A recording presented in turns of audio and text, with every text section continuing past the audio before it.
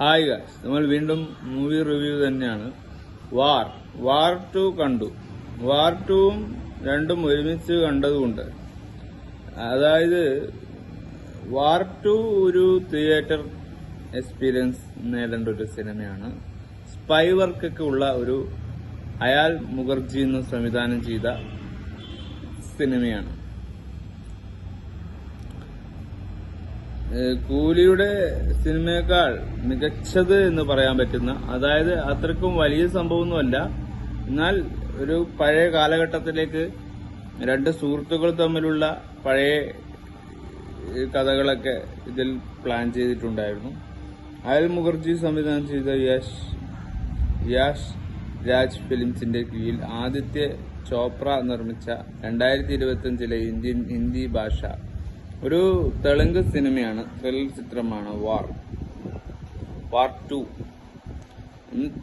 ചോപ്രയുടെ യഥാർത്ഥ കഥയിൽ നിന്ന് ശ്രീന്താൻ രാഘവനും അബ്ബാസ് ഡൈരവലയും ചേർന്ന് എഴുതിയ തിരക്കഥയെ അടിസ്ഥാനമാക്കി ഇത് ഇയർ സ്പൈ യൂണിവേഴ്സിൽ 6ാമത്തെ ഗദൂം യുദ്ധത്തിൽ തുടർച്ചയാണ്. ഒരു ഇയർ ഓഫ് സ്പൈയുടെ ഒരു ഫാൻസ് ആണെങ്കിൽ ഈ ഒരു സിനിമ വണ്ടർഫുൾ ആയിരിക്കും. കാരണം അവർക്ക് കാണാൻ പറ്റുന്ന പലതും ഈ സിനിമയിലുണ്ട് എന്നതാണ്. അപ്പോ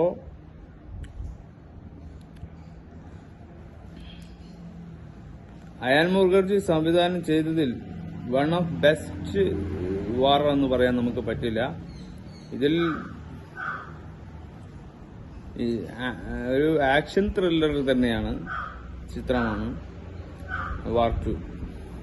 അപ്പോ ഇതിൽ അഭിനയിച്ചിരിക്കുന്നത് ആയുഷ് ജോഷ് റാണ, അനിൽ കപൂർ എന്നിവരോടൊപ്പം ഹൃത്തിക് റോഷൻ, NT രാമറാവു ജൂനിയർ. അദ്ദേഹത്തിന്റെ ഹിന്ദി ചലച്ചിത്ര അരങ്ങേറ്റത്തിൽ KR അദ്വാനി എന്നിവർ പ്രധാന വേഷങ്ങളിൽ.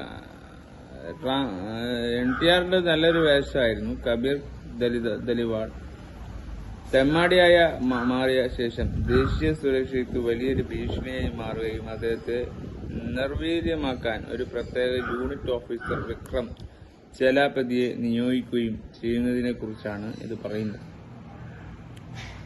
ഇത് 2025 ഓഗസ്റ്റ് 14 കൂലി ഇറങ്ങിയ അതേ ഒരു വൺ ക്ലാഷ് ആയിരുന്നു ഈ സിനിമ. 5 വർഷത്തിന്റെ ഒരു കഥ ഇതിൽ പറയാനുണ്ട്. 5 വർഷം ഈ വാർ 2ന്റെ കഥ പറയുമ്പോൾ കൊലപ്പെടുത്തിയ 5 വർഷത്തിന്റെ ഒരു കഥയാണ്. കബീർ വിവിധ അന്താരാഷ്ട്ര ക്ലൈമറ്റുകൾക്കായി ഒരു ഫിലിംസ് കൂലി പട്ടാളക്കാരനായി പ്രവർത്തിക്കുന്നു. ജർമ്മനിയിൽ അത്തരം ഒരു പ്ലെയിൻ അദ്ദേഹത്തെ മയക്കുമരുന്ന് നൽകി ഇന്ത്യയിലേക്ക് കൊണ്ടുപോകും. അവിടെ അദ്ദേഹം കാളിയുന്ന കർട്ടലുമായി പരിചയപ്പെടുന്നു. ഇന്ത്യയിലെ അയൽ രാജ്യങ്ങളിൽ നിന്നുള്ള അംഗങ്ങൾ ഉൾപ്പെടുന്ന ഒരു ശക്തമായ ക്രിമിനൽ സിൻഡിക്കേറ്റ്, അതായത് ഇന്ത്യൻ സർക്കാരിലേക്ക് നുഴഞ്ഞു കയറാനും നിയന്ത്രിക്കാനും ലക്ഷ്യമിടുന്ന 2 വർഷം മുമ്പ് കേണൽ ലൂത്ര സംഘടനയിലേക്ക് നുഴഞ്ഞു കയറാൻ തന്നെ രഹസ്യമായി ചുമതലപ്പെടുത്തിയിരുന്നെന്ന് അറിയാതെ കബീർ ഒരു തെമ്മാടി ഏജന്റാണെന്നും ഇനി റോയുമായി ബന്ധമില്ലെന്ന് പൊതുജന ധാരണ സൃഷ്ടിച്ചുകൊണ്ട് കർട്ടൽ കബീറിന്റെ സഹായം അഭ്യർത്ഥിക്കുന്നു. കർട്ടലിൽ നിന്ന് കബീറിന് ലഭിക്കുന്ന ആദ്യത്തെ ദൗത്യം ലുധായെ വാദിക്കുക എന്നതാണ്. കബീറിനെ ലുധ എന്ന നിർബന്ധിച്ച് ഈ പ്രവൃത്തി ചെയ്യിക്കുന്നു. ഇത് ആയത്തിലുള്ള വൈകാരിക സംഘർഷത്തിലൂടെ കബീർ ചെയ്യുന്നു. ഇത് കബീറിന് കർട്ടലിന്റെ വിശ്വാസം നേടിക്കൊടുക്കുന്നു. കൂടാതെ കർട്ടലിന്റെ ഇന്ത്യന്റെ നേതാവായ ബിസിനസ്സുകാരനായ ഗൗതം ഗുലാത്തിയെ കാണാൻ അദ്ദേഹത്തെ യമനിലേക്ക് അയക്കുന്നു. അതേസമയം കബീർ ലുധയെ കൊല്ലുന്നതിന്റെ ദൃശ്യങ്ങൾ റോയ്ക്ക് ലഭിക്കുന്നു. മുൻ കേണൽ വിക്രാന്ത് ഗൌളിനെ റോയുടെ പുതിയ മേധാവിയായി നിയമിക്കുന്നു. ലുധയുടെ മകളും കബീറിന്റെ മുൻ കാമുകനുമായ വിംഗ് കമാൻഡർ കാവ്യ അദ്ദേഹത്തിനെ പിന്തുടരാൻ നിയോഗിക്കപ്പെട്ട സംഘത്തിൽ ചേരുന്നു. പ്രതിരോധ മന്ത്രി വിലാസ് ബാവു സംരംഗിന്റെ ശുപാർശ പകരാൻ സ്പെഷ്യൽ യൂണിറ്റ് ഓഫീസർ വിക്രം ലേബദിയെ ടാസ്ക് ഫോഴ്സിലേക്ക് നിയമിക്കുന്നു. കബീർ പിന്നീട് സ്പെയിനിലേക്ക് കൊണ്ടുപോകുന്നു. അവിടെ അദ്ദേഹം തന്റെ വളർത്തുമകൾ റൂഹിയെ സന്ദർശിക്കാൻ പോകുന്നു. വിക്രം കബീറിന്റെ ഒരു അതിവേഗ ട്രെയിനിൽ പിന്തുടരുന്നു. പക്ഷേ ട്രെയിനിൽ അപകടത്തിന് വിമർശനങ്ങൾക്ക് മുമ്പ് രക്ഷപ്പെടാൻ അനുവദിക്കുന്നു. കബീർ മനഃപൂർവ്വം നൽകിയ ഒരു സൂചനയെ തുടർന്ന് വിക്രം അദ്ദേഹത്തെ സ്വകാര്യമായി കാണുകയും കബീറിന്റെ ദൗത്യത്തെക്കുറിച്ചുള്ള സത്യം മനസ്സിലാക്കുകയും അദ്ദേഹത്തെ സഹായിക്കാൻ സമ്മതിക്കുകയും ചെയ്യുന്നു. തുടർന്ന് മന്ത്രിയെ സമ്മർദ്ദത്തിലാക്കാൻ വിലാസറാവുവിന്റെ കുടുംബത്തെ ഒരു ചാർട്ട് വിമാനത്തിൽ വെച്ച് വധിക്കാൻ കുലത്തി കബീറിനോട് കൽപ്പിക്കുന്നു. കബീർ ഒരു സ്റ്റൈലറ്റ് ബോംബർ ഉപയോഗിച്ച് വിമാനം ഹൈജാക്ക് ചെയ്യുകയും വിക്രമിന്റെ സഹായത്തോടെ ആക്രമണകാരികളെ കൊല്ലുകയും ചെയ്യുന്നു. എന്നിരുന്നാൽ താൻ കാർട്ടലിലെ അംഗമാണെന്ന് വിക്രം വെളിപ്പെടുത്തുന്നു. അവയെ സ്വയം കൊലപ്പെടുത്തുന്നു. കബീറിനെ വിമാനത്തിൽ നിന്ന് പുറത്താക്കുന്നു. കാബു എന്ന് രഹസ്യമായി വിളിക്കുന്ന ഇത് കബീറിന് തന്റെ ബാല്യകാല ഓർമ്മിപ്പിക്കാൻ പ്രേരിപ്പിക്കുന്നു. 1999 ബോംബെയിൽ വിവിധമായ അച്ഛൻ ആത്മഹത്യ ചെയ്തതിനെ തുടർന്ന് 14 വയസ്സുള്ള കബീർ വീട്ടിലെത്താനായി മാറുന്നു. രഘുവായും അയാൾ അദ്ദേഹത്തിന്റെ സൗഹൃദത്തിലാകുന്നു. ഇരുവരും ഒരു കവർച്ചയ്ക്കിടെ അറസ്റ്റിലായ ഒരു ജുവനൈൽ തടങ്കൽ കേന്ദ്രത്തിലെത്തുന്നു. അന്നാണ് ഈ സംഭവമൊക്കെ തുടങ്ങുന്നത്. ഒരു ജുവനൈൽ ഹോമിൽ വെച്ച്. അന്ന് ആർമി മേജറായിരുന്ന ലുത തടവുകാരെ സൈന്യത്തിൽ നിന്ന് ചേരാൻ പ്രേരിപ്പിക്കാൻ സന്ദർശിക്കുന്നു. കബീറുടെ രഘുവും ശാരീരിക പരിശോധനകൾ വിജയിക്കുന്നു. പക്ഷേ രാജ്യത്തെക്കാൾ സ്വയം മുൻഗണന നൽകുന്നതിനുള്ള വൈകാരിക വിലയിരുത്തൽ രഘു പരാജയപ്പെടുന്നു. രഘുവായി അഭിനയിക്കുന്നത് NTR ആണ്. ലുദ്രയുടെ പിന്തുണയും കബീർ സൈന്യത്തിന്റെ ചേരുന്നു. രഘുവിനെ പിന്നിലാക്കി വഞ്ചിക്കപ്പെട്ടതായി തോന്നിയ രഘു തടങ്കലിൽ നിന്ന് രക്ഷപ്പെടുന്നു. പിന്നീട് വിക്രം ആണെന്ന് വെളിപ്പെടുത്തുന്നു. അവതരിപ്പിക്കുന്ന കുലത്തിയെ അബുദാബിയിലേക്ക് കബീർ പിന്തുടരുകയും വധിക്കാൻ ശ്രമിക്കുകയും ചെയ്യുന്നു. വിക്രം ഇടപെട്ട് കുലത്തിയെ തന്നെ കൊല്ലുകയും റോയുടെ കണ്ണിൽ കബീറിനെ കൊലപാതകത്തിന് കുറ്റക്കാരനാക്കുകയും ചെയ്യുന്നു. ഒരു ബോട്ട് പിന്തുടരലിന് ശേഷം കബീർ രക്ഷപ്പെടുന്നു. പിന്നീട് കാവ്യയുമായി വീണ്ടും ഒന്നിക്കുന്നു. തന്റെ ദൗത്യം വിക്രമിന്റെ യഥാർത്ഥ വ്യക്തിത്വം വെളിപ്പെടുത്തുന്നു.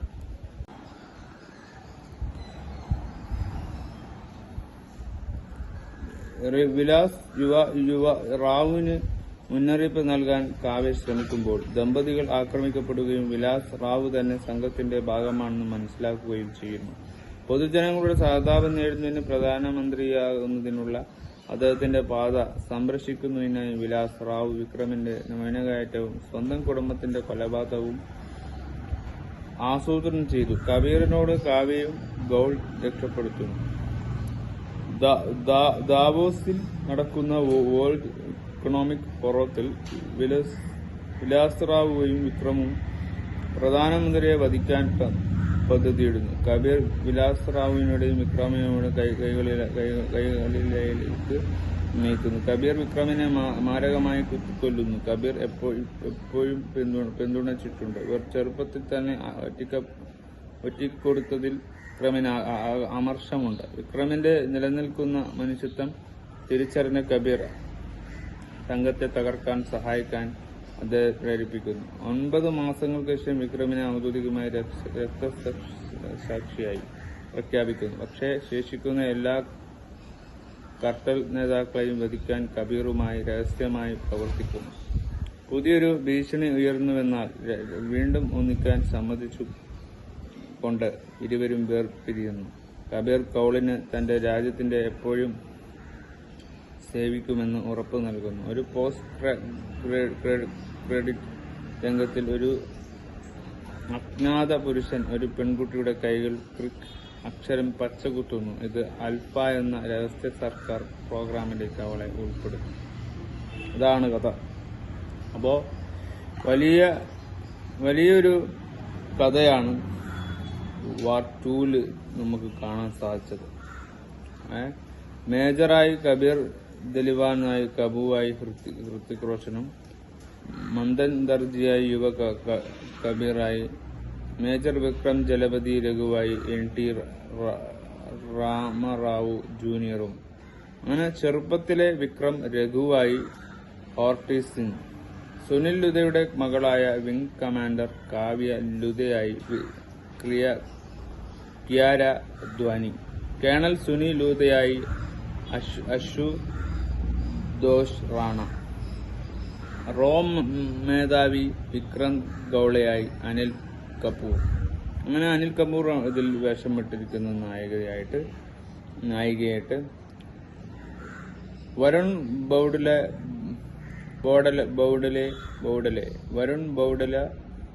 പ്രതിരോധ മന്ത്രി വിലാസ് റാവു സരംഗ്, കബീറിന്റെ വളർത്തുമകളായ റൂഹി സഹിയാനായി അരിസ്റ്റ മേത്ത. ഒരു ചെറുമകളുണ്ടായിരുന്നു, അവളെ പേരാണ് പറഞ്ഞത്. രേഷ്മ ബോംബെ വാല ഒരു കോൺട്രാക്ടറായി. വിജയ് വിക്രം സിംഗ് ഒരു സൈനിക ഉദ്യോഗസ്ഥനായി. കരൺ കിഷോർ കരൺ എന്ന റോ ഏജന്റായി. ഇമ്രോസ്. അങ്ങനെ പല കാസ്റ്റിംഗ് ഒരുപാട് പേരുണ്ട്. ഇവരുടെ പേര് പറയുമ്പോൾ തീരില്ല. നിരവധി പേർ കാസ്റ്റിംഗിലുള്ള ഒരു സിനിമയായതുകൊണ്ട് തന്നെ വലിയൊരു വാർ നടക്കുന്നില്ലെങ്കിലും ചെറിയൊരു കാണാൻ കൊള്ളാം. വലിയൊരു സ്പൈ മോഡലുള്ള ഗെയിം ഷോ ഒക്കെ കാണുന്ന പോലെയുള്ള ഒരു സിനിമ. പക്ഷെ തിയേറ്റർ ഡിമാൻഡ് ചെയ്യുന്നുണ്ട്. നമ്മൾ ഈ സിനിമ കണ്ടു, തെലുങ്കിൽ തന്നെ കണ്ടു. 2 സിനിമയും ഫ്ലാഷാണ്. ഒന്നിനും മെച്ചമായിട്ടല്ല, ഒന്ന് താഴെ ഒന്ന് മേലെയായിട്ടാണ്. വാർ കൂലിയെക്കാട്ടി മികച്ചതാണെന്ന് ഞാൻ പറയും. കൂലി കുറച്ച് കുറവാണ്. രണ്ടും ഒരു റീസണബിളി ഒരു സിനിമ. അതായത് ആവറേജ് മാത്രമേ രണ്ടിനും ആക്സെപ്റ്റ് ചെയ്യുന്നുള്ളൂ. അബവ് ആവറേജ് വാറും ബിലോ ആവറേജ് കൂലിക്കും കൊടുത്തുകൊണ്ടാണ് നമ്മളിത് അവസാനിപ്പിക്കുന്നത്. കാരണം രണ്ടിൻ്റെയും ആവറേജ് പാത്താണ്. അപ്പം നമുക്ക് 2 സിനിമക്കും ഒരേ വാല്യൂ നമുക്ക് കൊടുക്കുകയാണ്.